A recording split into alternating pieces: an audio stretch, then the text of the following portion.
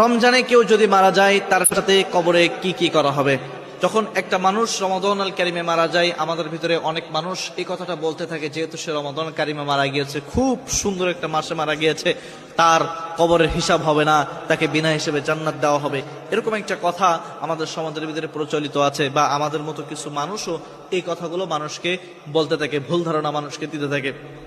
দেখেন, রমজান আল কারিম যখন আসে তখন এটা অবশ্যই বরকতের মাস, কারণ এটা কোরআন নাজিলের মাস। আর এই মাসে মানুষকে আল্লাহ তাআলা পরিশুদ্ধ করেন, পবিত্র করেন, তাকওয়া অর্জনের মাস এই মাসটা। তো এই মাসে যদি কেউ মারা যায়, কবরে তার আগেও যেমন সওয়াল জবাব হতো, এই রমাদান আল কারিমে যদি মারা যায় তারপরেও তাকে এই সওয়াল জবাবের সম্মুখীন হতে হবে।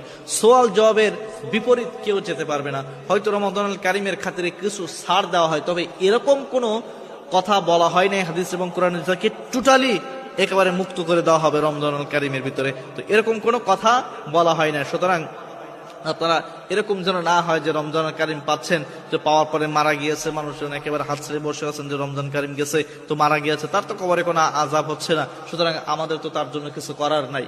তো সুতরাং যে মানুষ গিয়েছে সে কিন্তু সেখানে যাওয়ার পরে কোনো সোয়াব কামাই করার মতন সেরকম শক্তি নেই। আপনি যদি এখানে বসে বসে একবার সুবহানাল্লাহ পড়েন, তাহলে আপনি কিন্তু সওয়াব পাচ্ছেন। কিন্তু সে যদি একবার নয়, যদি কোটি কোটি বারো বসে বসে সুবহানাল্লাহ আলহামদুলিল্লাহ পড়ে, খতমের পর খতম কোরআন পড়ে, তারপরে কিন্তু সে সেই জায়গায় বসে সওয়াব কামাই করবে না। বা একটা মানুষ যখন মারা যাবে তার সমস্ত আমলের দরজা কিন্তু সেখানেই বন্ধ হয়ে যাবে। সুতরাং যতদিন দুনিয়ার জমিনের ভিতরে আছেন ততদিন আপনারা নেক আমল করে যান, ততদিন আপনারা একটু সওয়াব কামাই করে যান। পরবর্তীতে যেহেতু আপনার ওইখানে সারা জীবন থাকতে হবে, সেই জায়গায় যাওয়ার আগে কিছু পাথেও আপনারা অর্জন করে যান। আমরা যখন গ্রামের বাড়িতে যাই বা কোথাও বেড়াতে যাই 3 দিন 5 দিন 7 দিনের জন্য, দেখবেন কত ব্যাগপাতি বা বহুত আগে থেকে আমরা প্ল্যান প্রোগ্রাম করতে থাকি, এতগুলো টাকা লাগবে, এতগুলো জামা কাপড় নিতে হবে, ওই জায়গায় একদিন থাকবো, ওই জায়গায় একদিন থাকবো, এই জায়গাগুলো দেখবো, এরকম বিভিন্ন প্ল্যান প্রোগ্রাম কিন্তু আমরা করতে থাকি।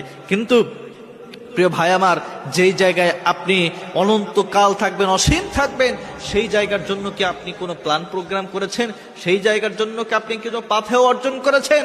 কেন অর্জন করেন নাই? সেই জায়গায় তো আপনাকে থাকতে হবে, সেই জায়গায় তো সেই জায়গা ছাড়া তো আপনার কোনো উপায় নাই।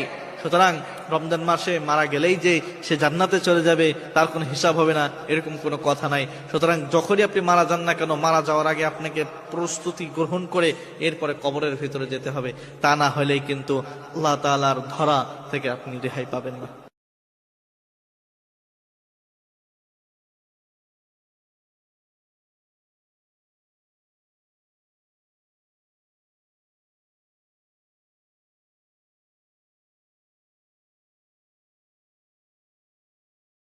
রমজানে